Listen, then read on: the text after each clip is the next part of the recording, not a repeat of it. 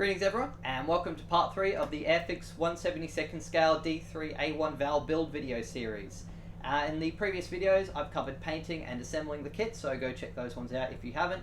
In today's video we'll have a look at weathering the aircraft and also doing up the crew, and at the end of the video I'll give my honest opinion on what I thought of this kit in a little bit of a review. So anyways, let's get into it. To begin with, I used a little bit of Tamiya panel liner to apply a layer over the engine, the propeller hub and the wheels to give them a little bit of an oily, greasy effect and also highlight their details before moving on to the metal chipping process. For applying metal chipping, I use some Tamiya XF16 flat aluminium, and for some areas I'll use a very fine brush to apply it, and in others I will use a bit of broken off sponge and a pair of tweezers to dab it on. I use the brush primarily on the leading edges of the wing, on the corners of access hatches, especially around the cowling, and also on the edges of surfaces and parts such as the canopy. I use the larger, more organic foam brush to apply some of the larger metal chipping areas spontaneously along the edges of the wing, in the area where the crew walk, and to apply a few random chips along the fuselage and the wings. It's best to make sure that you don't have too much paint on either the sponge or the brush by rubbing some of the excess off on a paper towel or on another surface, so that you end up with more of the dried paint, which will be less likely to flow and help you create some more sharp and random kind of effects. Once the chipping was done, I painted the exhausts X31 titanium gold, before then using the broken sponge technique to dab a little bit of the German camouflage green colour that was originally base coated over some of the metal chipping to help soften the effects and also add a little bit of depth so it appeared more like the paint had peeled away, revealing the flat aluminium underneath. It also created some areas where the paint job was a little bit lighter, which helped create a bit of variety and make the paint look more worn.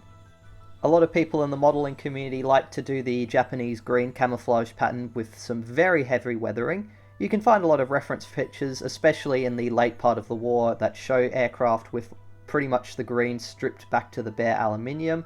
This was largely due to the poor quality of paints as the war progressed, and obviously Japan was very low on supplies, and also the very nasty conditions of the Pacific Theatre being very hot and humid was not very kind to the paint.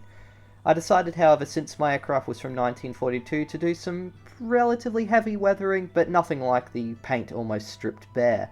I found a lot of references that showed the Vals and also some other Japanese aircraft in the mid-war, with a lot of the paint stripped from the areas where there are access hatches along the leading edges of the wing, and also on the areas where panel lines intersect, so I decided to keep the metal chipping there present, but blot it out from a lot of the other areas.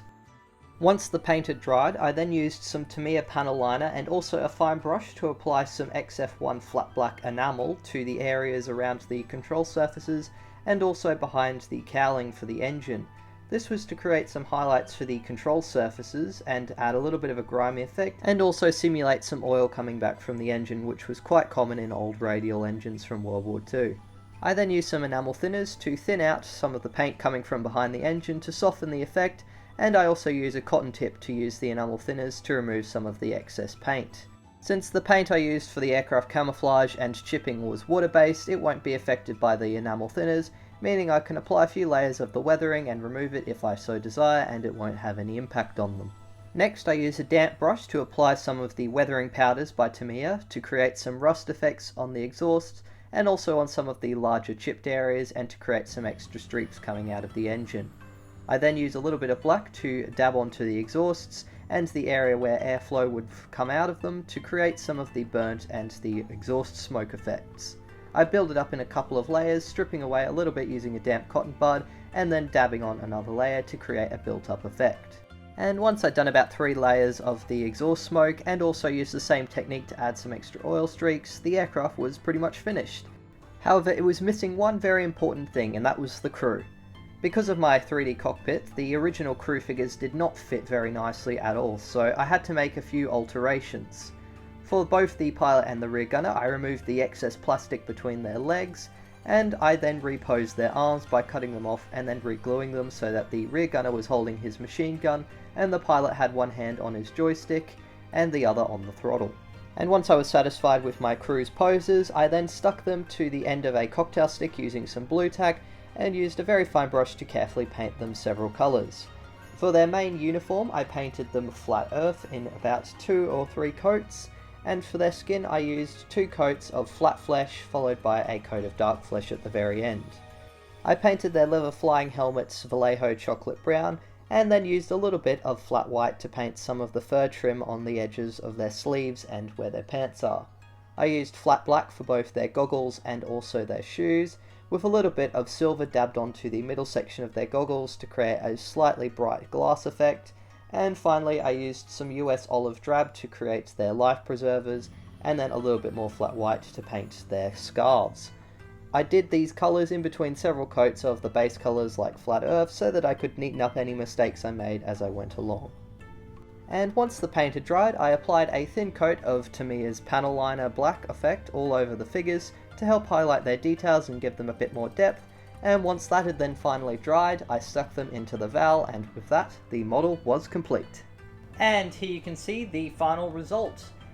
So on the whole, I've had a lot of fun doing this kit. I was really happy with how my 3D cockpit turned out and how well it managed to fit into the aircraft, and I was pretty happy with how the scribing details on the engine cowling turned out. The paint job was fun to experiment with, and I'm pretty happy with the final colour I got after a bit of trial and error. My overall impression on this kit is, personally, I think it's a little bit average. The fit on it's okay, but it's a 1960s kit with no interior detail. A lot of detailing on the outside of the aircraft is pretty basic, such as the engine. There's no recessed panel lines, which it's all to be expected of a 1960s kit. But given that in Australia at least it retails for anything from 30 to 25 AUD, which seems to me to be a little bit unreasonably high. If it was closer to $20 it would seem fair, given that it's a very old kit and the details are basic, but it's still a fun little project that you can whip together. If you wanted to really go overboard on this kit, you could probably scribe all of the panel lines with a bit of effort. It is nice though to have a D3A1 available in 1/72nd scale. I don't know of too many other manufacturers that actually do it, that are easy to get. If you're interested in this particular aircraft, I would definitely recommend grabbing this kit and spending a little bit of time doing it up. If you want a easy build, however, I'd probably recommend some other kits. But still, not a bad little kit to build, and I had fun anyways. Let me know what you guys reckon, and if you have any advice, hit me up in the comment section below. Thank you very much for watching this video. I do hope you enjoyed it. If you did, please be sure to leave a like, and a big shout out as always to my wonderful patrons for helping me fund my videos, and also a shout out to Tectonic Hobbies, the local store on the Sunshine Coast, which I happen to be standing in. But that's it for now, and until the next video, model on!